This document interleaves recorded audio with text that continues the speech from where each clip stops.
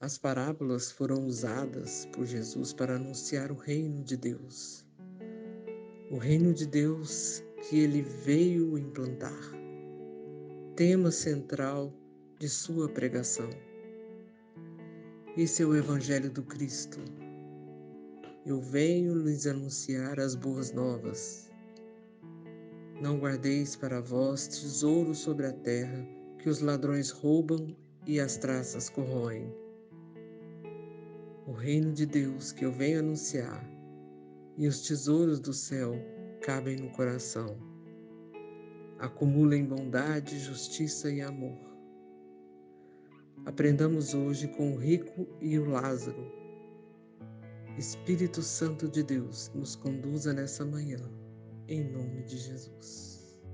A graça e a paz, amados. Estamos aqui reunidos mais uma vez na nossa querida EBD, Escola Bíblica Dominical da PIB Salto, Primeira Igreja Batista de Salto. A graça de Deus ao seu alcance. E você que tem curtido e os nossos vídeos, as nossas EBDs, os cultos, o culto dos bagageiros, pedimos que você curta e compartilhe com aquelas pessoas que você acredita que precisam ouvir essa palavra. Se você ainda não se inscreveu, inscreva-se no canal. Se inscrevendo, você fortalece o nosso canal, fazendo com que ele alcance mais e mais pessoas. Hoje nós vamos tratar de um assunto pouco falado. Estamos falando das parábolas de Jesus, já falamos do joio e do trigo, já falamos da parábola do filho pródigo, e hoje nós vamos falar de uma parábola não muito comentada, não muito anunciada, porque tem temas polêmicos. Nesse contexto em que Jesus anuncia a história do rico e do Lázaro, que alguns historiadores dizem ser uma fábula, porque trata do inferno e do céu muito frente um ao outro, como se fossem lugares, e o inferno e o céu não são lugares, são dimensões. Há outros historiadores que garantem ser uma história real, uma vez que Lázaro é um personagem conhecido, citado pelo nome. O fato é que essa história nos faz refletir sobre alguns aspectos e também vamos aproveitar para desmitificar alguns equívocos que acontecem com a leitura dessa passagem. Vamos ao texto? E o texto de hoje está em Lucas, capítulo 16, a partir do verso 19. Ora, havia um homem rico e vestia-se de púrpura e de linho finíssimo, e vivia todos os dias regalada e esplendidamente. Havia também um certo mendigo chamado Lázaro, que jazia cheio de chagas à porta daquele, e desejava alimentar-se com as migalhas que caíam da mesa do rico, e os próprios cães vinham lamber-lhe as chagas. E aconteceu que o mendigo morreu e foi levado pelos anjos para o seio de Abraão, e morreu também o rico e foi sepultado. E no Hades ergueu os olhos, estando em tormentos, e viu ao longe Abraão e Lázaro no seu seio, e clamando disse: Abraão, meu pai, tem misericórdia de mim e manda a Lázaro que molhe na água a ponta do seu dedo e me refresque a língua, porque estou atormentado nessa chama. Disse, porém, Abraão: Filho, lembra-te de que recebeste os teus bens em tua vida, e Lázaro somente males, e agora este é consolado e tu atormentado. E além disto, está posto um grande abismo entre nós e vós, de sorte que os que quisessem passar daqui para vós não poderiam, nem tampouco os de lá passar para cá. E disse ele: Rogo-te, pois, ó Pai, que o mandes à casa de meu pai, pois tenho 5 irmãos, para que lhes dê testemunho, a fim de que não venham também para este lugar de tormento. Disse-lhe Abraão: Eles têm Moisés e os profetas, ouçam-nos. E ele disse: Não, Abraão, meu pai, mas se algum dos mortos fosse ter com eles arrepender-se-iam.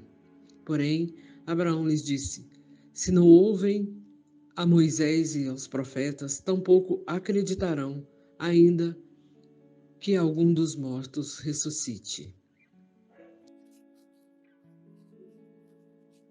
Para a gente entender o que essa história que Jesus relatou nos conta, primeiro temos que ver o contexto em que ela está inserida.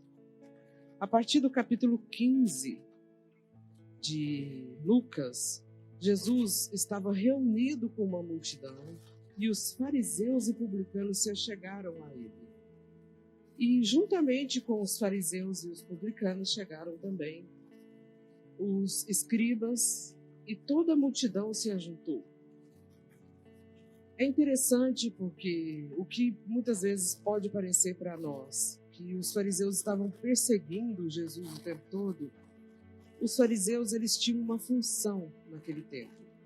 Eles tinham várias metodologias para descobrir se realmente aquele que se dizia o Messias era realmente o Messias.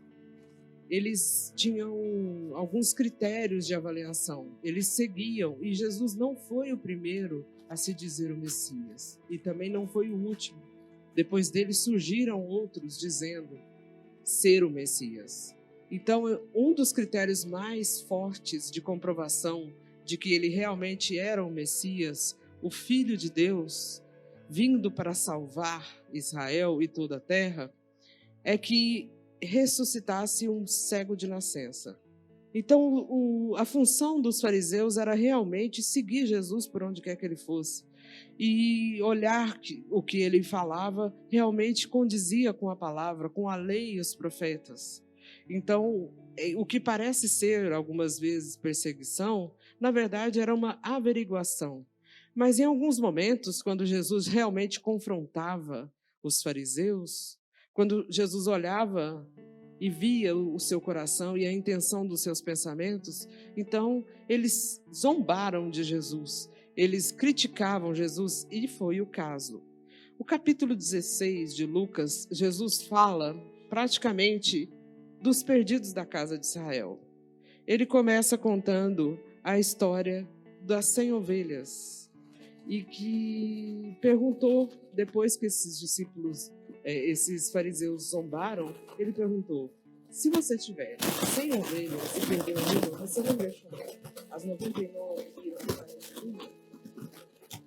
Depois ele diz: uma mulher tendo 10, perdendo uma, não acenderá a lamparina e varrerá a casa e encontrando fará uma festa? Depois ele fala dos dois filhos que se achava ali, que estava salvo.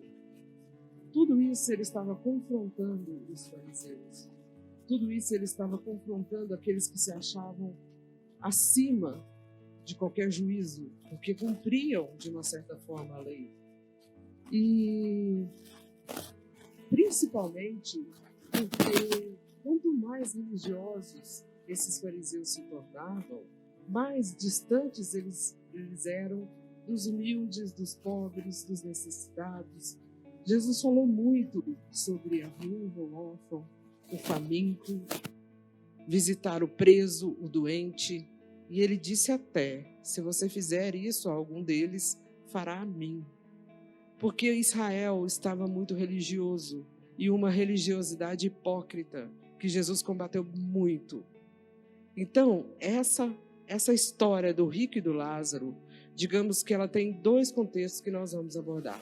O primeiro vai ser para os judeus. Esses judeus, esses fariseus que estavam ali confrontando e zombando de Jesus. Jesus contou toda aquela história dos perdidos e contou também a história do administrador infiel, que vendo que o seu patrão estava desconfiado após algumas denúncias, que ele estava desviando dinheiro e gastando dinheiro deliberadamente do seu patrão, e ele vendo que ele poderia ser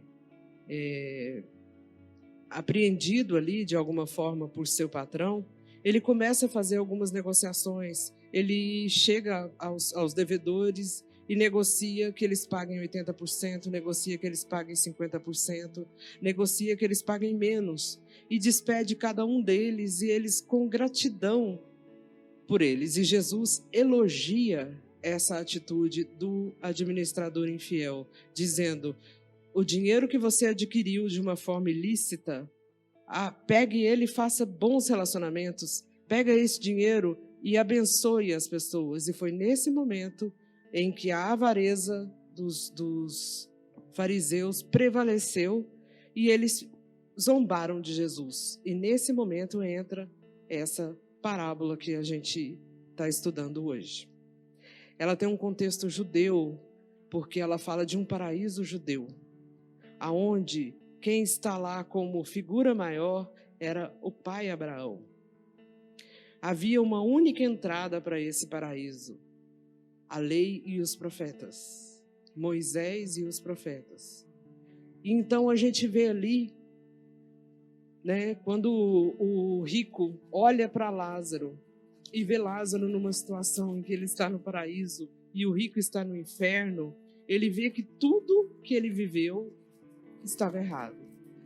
Ele percebe que todas as coisas estavam do avesso. E isso que Jesus veio mostrar em suas parábolas, em seu ensino que ele fez na implantação do reino de Deus. Ele veio nos dizer que o que o homem valoriza aqui na terra, para Deus não vale muita coisa. E uma prova disso está em Apocalipse, quando João vê que o ouro é pavimento do chão. O que usamos aqui nos ornamentos, nas coroas dos reis, em anéis, em joias, no céu é chão. Jesus disse que aquele que for maior no reino de Deus é aquele que serve. Jesus disse que os últimos serão os primeiros. E o ensinamento dele vai contra todos os ensinamentos que o mundo oferece. E então ele mostrou que toda aquela riqueza do Lázaro, do rico do Lázaro, não valeu de nada.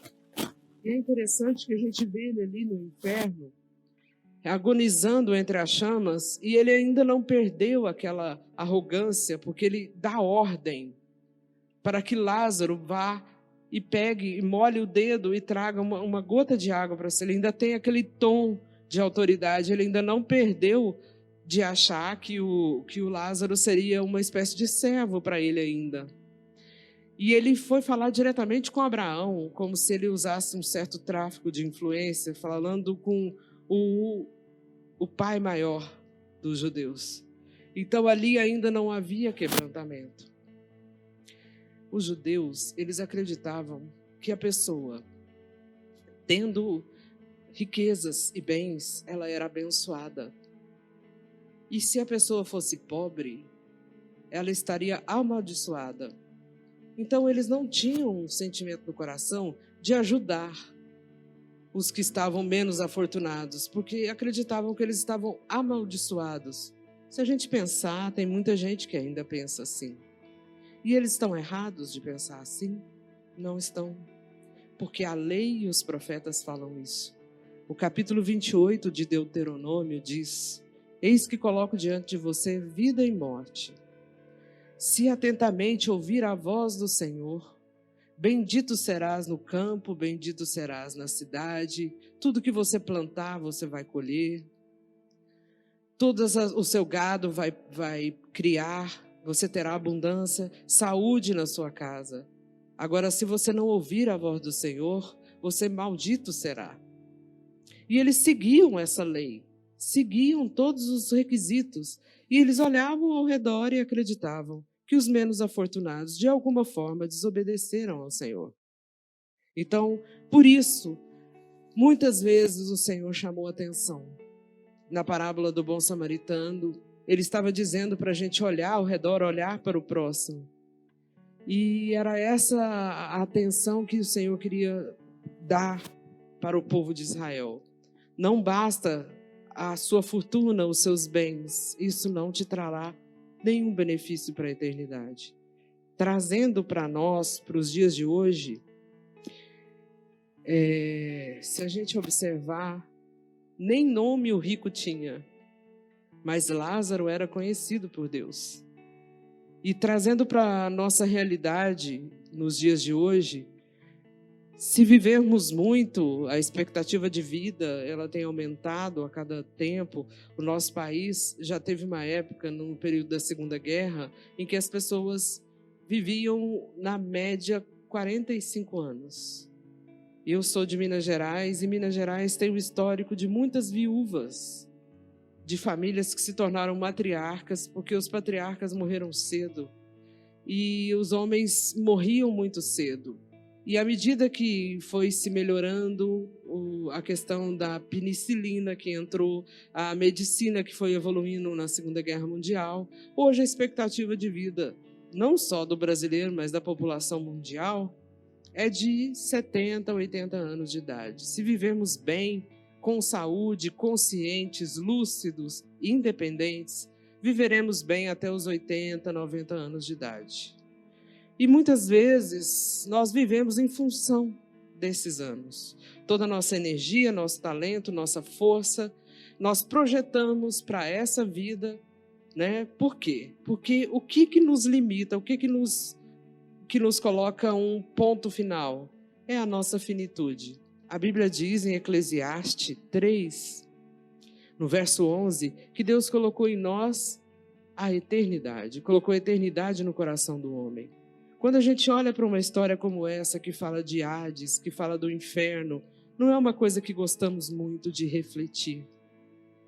Mas é uma coisa que, com certeza, um dia vai chegar para cada um de nós.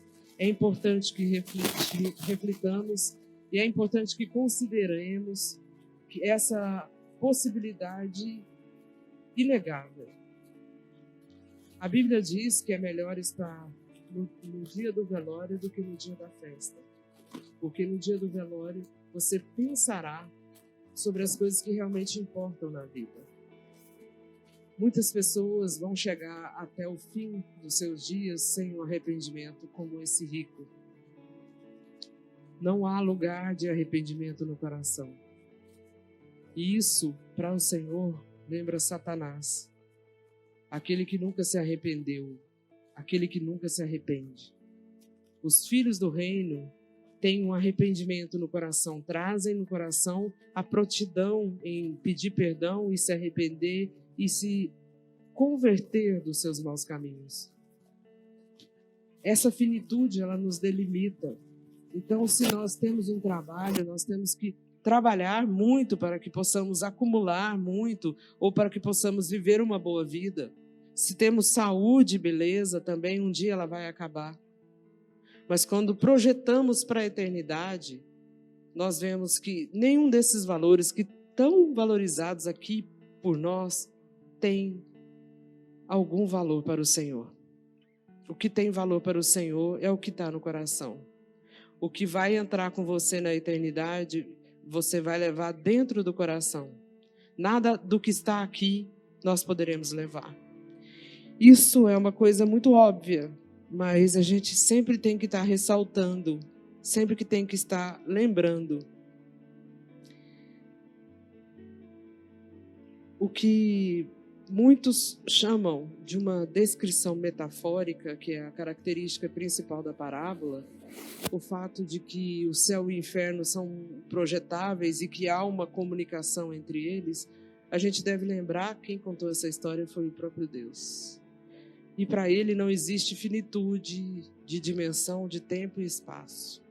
Ele quis mostrar para os judeus que toda aquela riqueza que eles dizem e acreditavam ser bênção do Senhor não era suficiente. Se eles não olhassem para o outro, se eles não olhassem para o lado, se eles não ficassem atentos à necessidade e à dor do próximo. Isso não era garantia nenhuma. A gente falou de equívocos, e um dos equívocos que muitas pessoas, olhando para textos como esse e outros textos que eu vou citar, acreditam que a pobreza agrada ao Senhor. Em textos como esse, muitas religiões foram fundadas e denominações em que acredita que o voto de pobreza é uma coisa que vai agradar ao Senhor. Viver na pobreza vai agradar ao Senhor. Uma vez que eu vejo aqui Jesus contando uma história de que o rico vai para o inferno e o pobre vai para o paraíso. Não foi essa a ilustração que Jesus quis mostrar. Ele quis mostrar que a bênção de Deuteronômio 28, da riqueza e dos bens adquiridos com a obediência ao Senhor, não vale de nada se eu não repartir com aquele necessitado. Quando eu olho para essa parábola hoje, o que eu posso refletir é que em outros textos também Jesus mencionou sobre essa questão. Em uma certa altura, um jovem rico, também não conhecido pelo nome, encontra com Jesus e o chama de bom mestre. E diz: eu cumpro toda a lei, eu dou o dízimo e procuro cumprir tudo que a lei manda. Jesus olha para ele e diz: então vá, vende tudo que tens, dá o dinheiro aos pobres e vem me seguir. Mais um trecho que a gente pode olhar e acreditar: poxa, por quê? Tem que ser pobre para agradar o Senhor? O Senhor olhou no olhar daquele jovem, e aquele que sonda mentes e corações, e aquele que esquadrinha pensamentos e pesa a motivação dos corações, ele percebeu que aquele jovem tinha um amor ao dinheiro maior do que o amor à lei e ao Senhor. Por isso, ele confrontou, disse a ele: venda tudo. E foi justamente nesse ponto que ele não conseguiu obedecer. Jesus cita em outra passagem que é mais fácil entrar um camelo por um buraco de uma agulha do que um rico entrar no reino dos céus. E aqui, aproveitando que a gente está numa EBD, e na EBD a gente aprende, né, as terminologias das palavras, quando Jesus se refere ao camelo, tem duas traduções no grego para o camelo. O camelo, camelos, significa o animal, e camelo significa uma corda de navio. Então, alguns historiadores dizem essa semelhança dessas duas palavras, que Jesus quis dizer que era uma corda de um navio passar por um buraco de uma agulha. Por quê? Jesus disse que é mais fácil isso acontecer do que um rico entrar no reino de Deus. Digamos que quando o rico tem algum aperto, quando ele passa alguma necessidade, seja ela de doença, seja ela de necessidade material, de provisão de alguma coisa, ele não precisa, ele acha que não precisa do Senhor. Ele tem os seus recursos. Ele não vai buscar a Deus quando ele está enfermo, porque ele acredita que o dinheiro que ele tem pode pagar os melhores médicos. Então, no coração do rico, muitas vezes não cabe aquela relação com o Senhor, aquela busca com o Senhor, aquele relacionamento que é a base eterna. Porque quando falamos de reino de Deus e a implantação do reino de Deus, nós falamos que esse reino de Deus começa hoje, na minha e na sua vida, no momento em que você diz: Senhor, eu te recebo no meu coração. Não quero mais tomar decisões. Não quero ser eu a dirigir os meus passos. Eu quero que o Senhor seja o meu Salvador e meu Senhor. Escreve o meu nome no livro da vida. Eu pertenço a Ti, de hoje em diante, perdoa os meus pecados. A partir desse momento, da oração conhecida como a oração da entrega, somos guiados pelo Senhor. E o reino de Deus começa em nós. Esse reino que Jesus veio implantar. E esse reino está baseado no relacionamento com os irmãos e com o Senhor através da oração. O Senhor nos conduz, Ele nos impele, Ele nos constrange, Ele nos admoesta, Ele nos leva ao centro da sua vontade. E essa é a premissa. Quando Jesus olhou para os fariseus e falou assim: a lei e os profetas duraram até João. Está ali um pouco antes da história do rico e do Lázaro. Ele quis dizer: agora sou eu. É esse evangelho. Eu que sou a entrada, eu sou a porta para o reino da salvação. É isso que vocês precisam entender. Porque todas essas histórias que eu contei dos perdidos, tanto da dracma, quanto da ovelha, quanto do filho que voltou, É assim que é no céu. Cada vez que um pecador se arrepende, há uma festa no céu. Muito mais se gastou para fazer uma festa por achar uma dracma do que o valor que ela tinha. É assim que o reino de Deus funciona. E o reino de Deus, ele não está só aberto para vocês, judeus. Vocês ainda não sabem, mas eu serei entregue numa cruz e estarei levando cativo todo o cativeiro. E essa salvação será para todos. E esse paraíso não será só para judeus. A porta do templo da Nova Jerusalém será seguida para todos os lados. E a salvação será para todos. E ele falava por parábolas e o povo não entendeu. Os seus discípulos muitas vezes inquiriam, chegavam perto, pediam que ele explicasse. Explica-nos a parábola novamente, explica-nos a parábola. Mas eles também não entendiam, eles ainda não entendiam. O dia que Jesus foi morto, crucificado, esses discípulos ainda não haviam entendido. E a Bíblia diz, no Atos capítulo 2, que quando o Espírito Santo veio, tudo ficou claro. Eles entenderam. O Espírito Santo é aquele que nos dá o discernimento, que nos convence do pecado, da justiça e do juízo. Então eles passaram a ser bravos semeadores dessa palavra. Eles sentaram e o Espírito Santo fazia-os lembrar de todas essas histórias que Jesus contava, e aí tudo fazia sentido.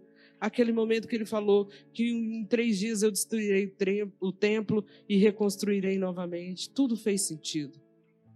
Essa parábola, ela é contada para que o nosso coração aceite como criança. Falar do inferno pode ser uma coisa que não é muito agradável. Mas o próprio Deus disse que ele existe. Devemos considerar que os que estão lá, os que estarão lá, serão aqueles que não cabe arrependimento no seu coração. E eu quero finalizar com a história da minha sogra. Minha sogra conta uma história que eu sempre conto e acho muito interessante. E um beijo para a senhora que está aí em Salvador. Amo muito sua vida, viu? A senhora para mim é um modelo de mulher sábia. Ela conta uma história que o dia que chegarmos no céu teremos 3 surpresas. Primeira, cheguei. A segunda, aonde está fulano? E a terceira, ué, Beltrano está aqui? E é assim. Não temos certeza de nada. Só sabe quem vai para o paraíso ou para o inferno, aquele que pagou um preço de sangue para poder nos levar para lá. Usemos nossos recursos, as bênçãos que o Senhor tem nos dado. Usemos tudo aquilo que o Senhor tem trazido à nossa mão para abençoar e dividir com o próximo, porque isso certamente agrada o coração do Senhor. E é isso que o Senhor queria fazer, aquele povo entender. E é isso que o Senhor Jesus quer que aprendamos hoje. Sejamos generosos com aqueles próximos, com aqueles que o Senhor coloca na nossa vida. Deus te abençoe.